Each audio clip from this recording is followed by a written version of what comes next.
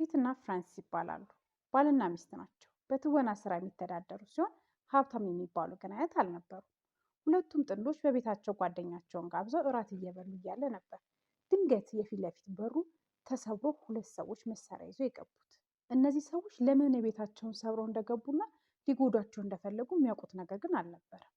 ዘራፊዎቹ ወንድማማቾች ሲሆኑ እነ ፒትን ወደ ላይኛው መኝታ ክፍል እንዲሄዱ ያስገድዷቸዋል። እናም ከዛም ሶስቱንም ያስሯቸዋል። አንደኛው ጠቃሚ የሚሏቸውን እቃዎች እየሰበሰበ ወደ መኪናው ሲጭን፣ አንደኛው ደግሞ በጥይት እያስፈራራ ይጠብቃቸው ነበር። በዚህ ሰዓት ነበር ፍራንሲስ እንዳይገሏቸው መለመን ትጀምራለች። በዛም ከዚህ ሁኔታ ውስጥ በህይወት መውጣት ከቻለች ምን እንደሚመስል ለማስታወስ በደንብ ትሞክራለች። ከዘራፊዎቹ አንደኛው ፍራንሲስን አስገድዶ ይደፍራታል። በተመሳሳይ ሁኔታ ጓደኛዋንም ይደፍራል። ይህንን ሁሉ ነገር ፒት የአይን እማኝ ሆኖ እየተመለከተ ነበር። ሁሉንም ነገር ከጨረሱ በኋላ የፒትንና የፍራንሲስን መኪና ይዘው ይሰወራሉ።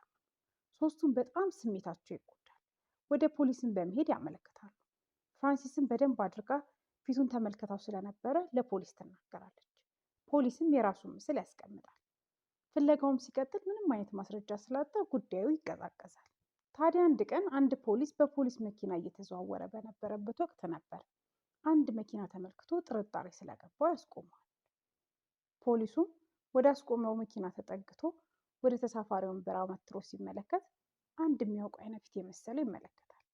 ወዲያውኑ በቁጥጥር ሲያወራ ያውለውና ምርመራ ሲያካሂድ ፒት እና ፍራንሲስ እንዲጠሩ ይደረጋል። የታሰረው ትክክለኛው ሰው ለመሆኑ ይጠየቃሉ። እነሱም ትክክለኝነቱን ማረጋገጫ ይሰጣሉ። ሌሎች በጣም ብዙ ሰዎች ላይ ተመሳሳይ የሆነ ወንጀሎችን ሰርተው ስለነበረ እንዲለዩ እነዛ ሰዎች ይጠራሉ። ታዲያ የተጠሩትም ሰዎች እነሱ ለመሆናቸው ይመሰክሩባቸዋል። ሁለቱም በተከሰሱባቸው ወንጀለኞች ጥፋተኛ በመባል ለረጅም ጊዜያት ይፈረድባቸዋል። ፒትና ፍራንሲስም በደረሰባቸው ችግር ለረጅም ጊዜ በስነ አእምሮ ባለሙያ ሲረዱ ይቆያሉ። ቀጥሎም ፒትና ፍራንሲስ የራሳቸው የቴሌቪዥን ሾው ይጀምራሉ። እሱ ፕሮዲስ ያደርገዋል፣ እሷ ደግሞ በትወና ትሰራበት ነበር። ውጤታማ የሆነ ፕሮግራም ነበረ። በወቅቱ ተወዳጅነትን አግኝቷል።